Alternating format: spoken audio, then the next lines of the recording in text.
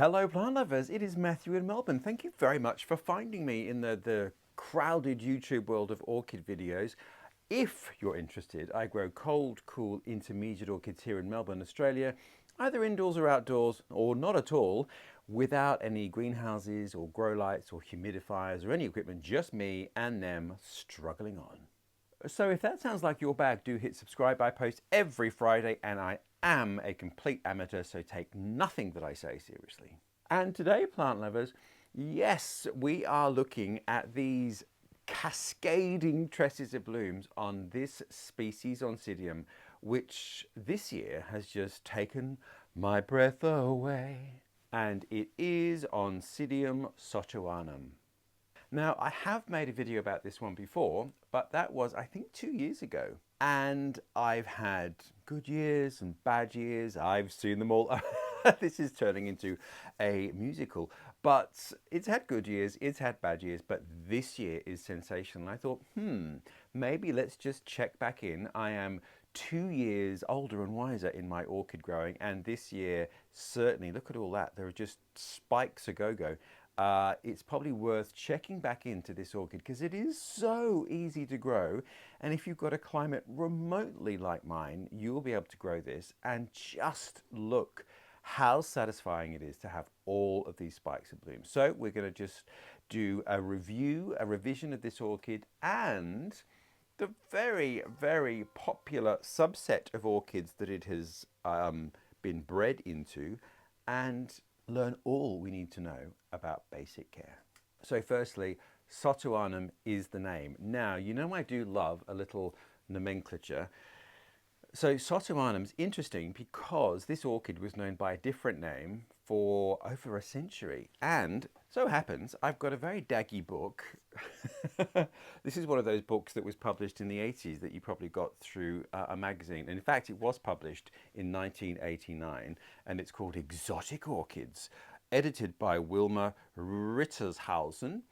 And the interesting thing is that there is a page on this orchid, which is this one here, and it gives the name as, now forgive my pronunciation, Oncidium ornithorhynchum. I think that's how you pronounce it. That is the name there. So that is the name that this orchid laboured under for many, many years, until I think about 2010, when it was discovered that in fact that name belonged to a completely different plant, and a new name had to be conjured up for this pink version, pink new species, and so SOTOANUM it was.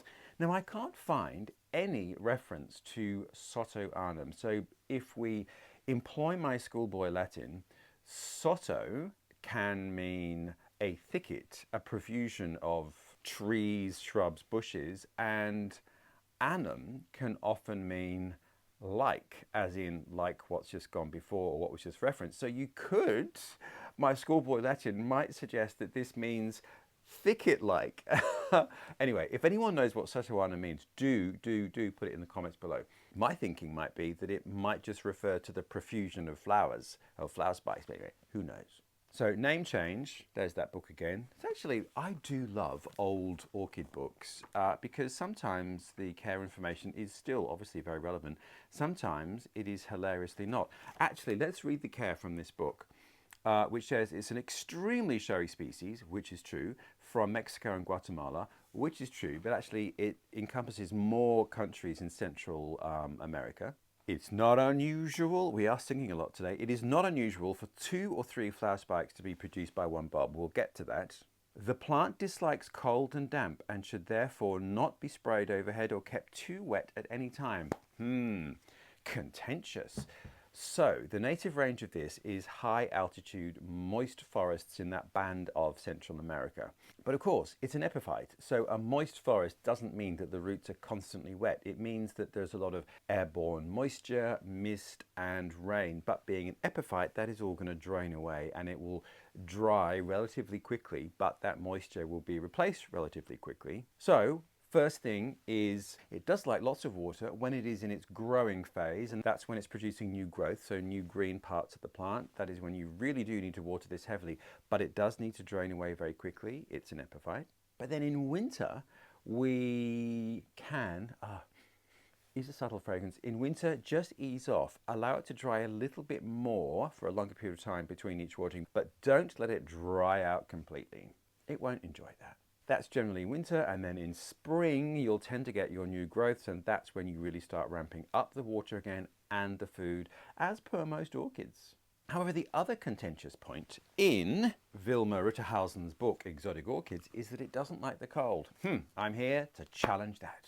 So this one is quite, well, reasonably high altitude, but it really does seem to like the cool winter weather conditions that I have here in Melbourne. So just to recap, here in inner city Melbourne, our winter nighttime minimums don't reach freezing. So the lowest we often get to is about 5 degrees centigrade. So that's about 40 degrees Fahrenheit. So getting to the cold end of the spectrum, but not freezing.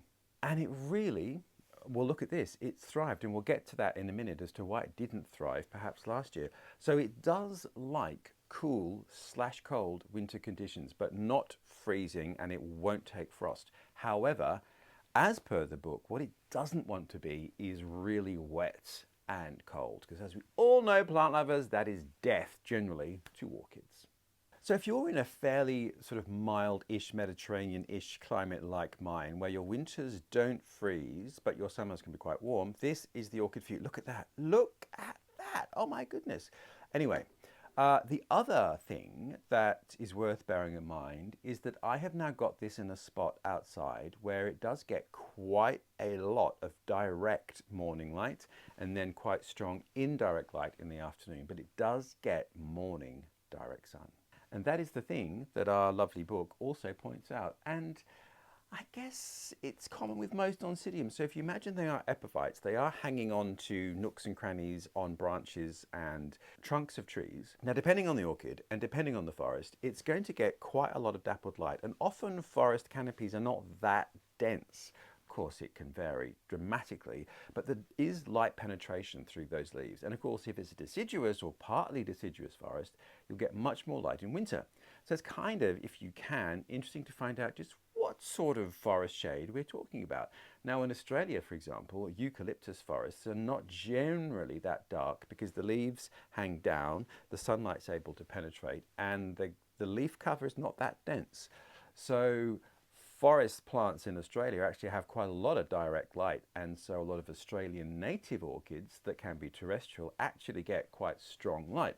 So it's kind of important to sort of remember that when you're trying to decide where to grow yours, whether you're going to grow this one inside or outside like I'm doing.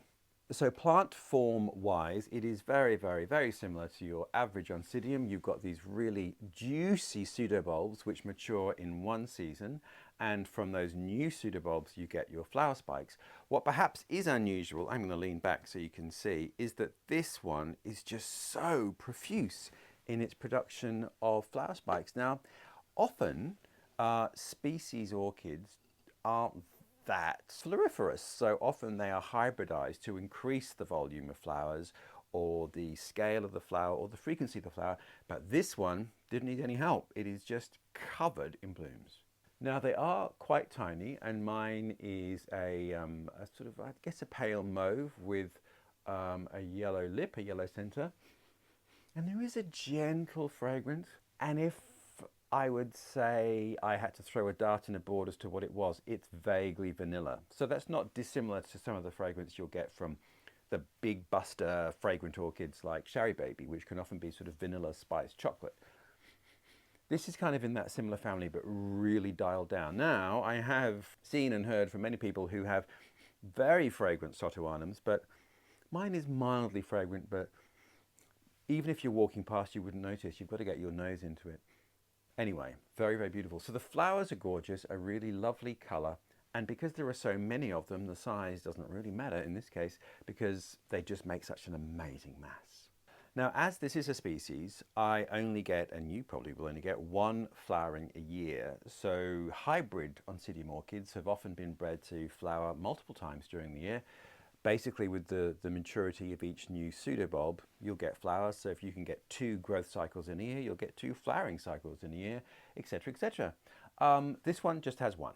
However, What our lovely book mentioned, and what we can see here, and I'll come in and show you, is that each pseudobulb can produce multiple flower spikes. And in fact, one of mine has got 3.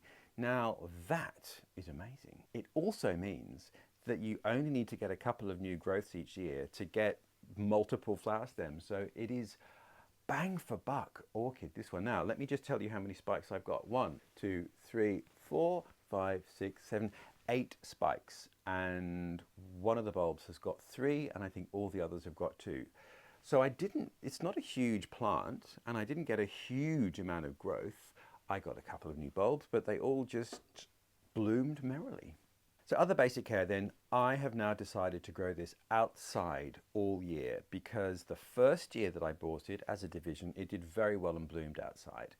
I then got a bit nervous because it sort of became difficult to find, and I bought this from a company called Dark Star Orchids, which specialize in species orchids, and I've never had it since. And I've never really seen it since. So I then just became frightened that I might kill it and never be able to get it again. So I bought it inside last winter, and it just didn't do as well. The flower spikes, I only had, I think, 2. They got deformed, which could have just been me and the watering or lack of humidity. I don't know. I don't really think humidity played a part in it. I think it was just generally, it didn't like being inside, and may not have had enough light, and I may not have watered it correctly. So then this spring I thought, you know what, I'm just putting it outside once again. So I've put it in a spot where it gets, as I said, direct morning light and then indirect bright light for most of the year. Now outside it is undercover and it can get quite hot. So Melbourne summers can be quite warm, and then because it's undercover, there's always a few degrees hotter under there. So certainly can take heat, but I think what it really loves is a cool, dryish winter. Not bone dry, dryish. And then in spring, when it starts to grow and do all its wonderful spring thing, that is when you start to water it and feed it. And that treatment bore fruit because it's produced lots of vegetative growth, so lots of new pseudobulbs for me, and all these flowers. So this is the best year. Mind you, of course, the plant is bigger, and when I first bought it, it was a division with only a couple of bulbs, so I think I had 2 spikes in that first blooming. But this year, wowza, it has, look at that. Oh, it's just like a waterfall of mauve, isn't it beautiful? But this year, it is certainly turning on the works. But now you're probably thinking, aha, that looks like something else. And yes, this is one of the ancestor species of the range of orchids called Twinkle. Twinkle or Oncidium twinkle type orchids, which basically look very much like this. It's just that there's a huge variety of color. But generally they're small flowers, very floriferous, lots of spikes, lots of small flowers on each spike, and fragrance. And this little baby is called Oncidium Twinkle White.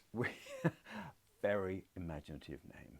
Now I made a short about this, which I will link below, because I found this in a little plastic tube in our Australian local hardware chain called Bunnings, and I just never seen an Oncidium Twinkle before. Maybe I'm not looking, but I don't think they are that common in Australia to buy, strangely enough, although it is a very, I think, common Oncidium type around the world because it's so easy, but I just haven't seen that many. Maybe I'm not looking, so I could well be wrong on that front, but I just don't seem to have come across many Oncidium Twinkle type orchids. So when I saw this one for $8.95, and it's just a little, you know, newly emerged plantlet from its flask, I went for it. Now, it is doing reasonably well, and it's got lots of new growth points at the bottom, but some of the leaves were getting a little affected and they'd sort of gone brown and translucent, and I feel that is because they were wet and cold this winter. We did have a really cold autumn actually, and I was probably just a little too liberal with the water. So I'm keeping this on the dry side. We've got a lovely new growth coming up here. And I'm not quite sure when this might be ready to flower for me, maybe another couple of years for it to thicken up. Anyway, I'm experimenting with it in one of these little slats with a little basket. I just lined it with some loose coconut fiber, and there is a medium bark and sphagnum moss and perlite mix in there. So the usual mix you would use for an Oncidium. Seems quite happy. And it's just hanging up. We've got a hook here, and it's basically in the same position as this one. So there you go, Twinkle orchids. I know lots of people have them.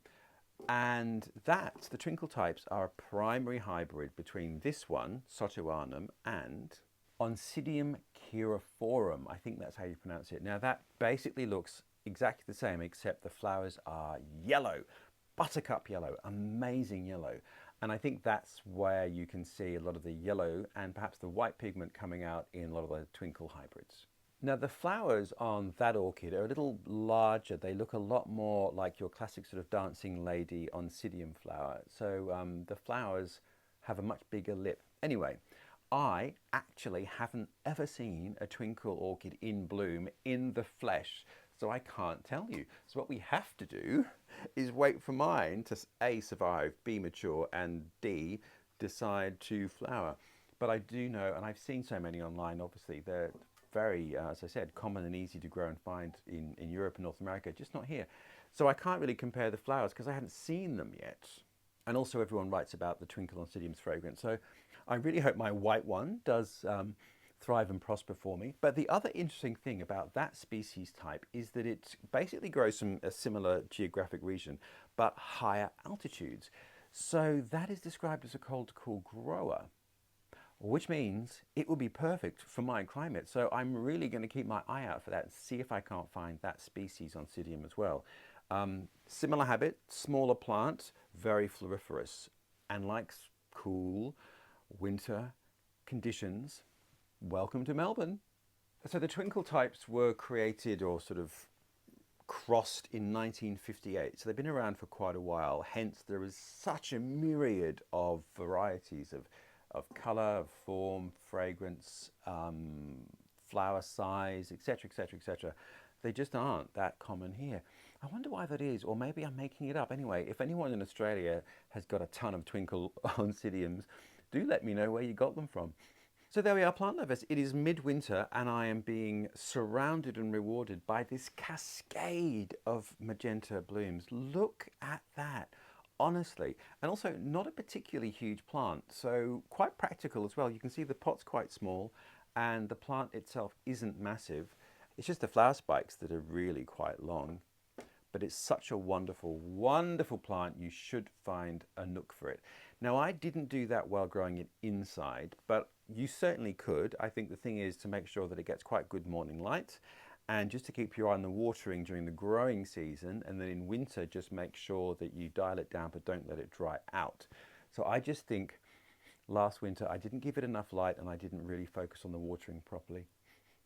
But I think this, like most Oncidiums, would do very well grown inside all the time. And then I guess just a final note, yes, terracotta, I'm a terracotta pot kind of guy. Had I known or been brave enough, I would have drilled this, but I have made a drill your own pot video, which I'll link here. And this probably could have benefited from a series of holes around there. So maybe when I repot it in a year or so's time, I will drill this pot to give it some more aeration. But the mix, as I said, medium bark, a little bit of sphagnum moss and some perlite mixed together, so it's very loose and free draining, but a bit more moisture retentive than that mix without sphagnum moss, because this plant has quite fine roots and doesn't want to dry out for long periods of time. There we are, plant lovers. Oncidium SOTOANUM bringing us deep winter joy in Melbourne. It's another overcast, miserable day here, so going outside and seeing this just fills me with joy. So plant lovers, if you want to know what joy I might be finding next week, hit subscribe. I post every Friday. As I said, rank amateur, take nothing that I say seriously, just my own musings about what has worked for me. Very different wherever you are, but wherever you are, I hope your orchids are bringing you joy, and I look forward to seeing you next week.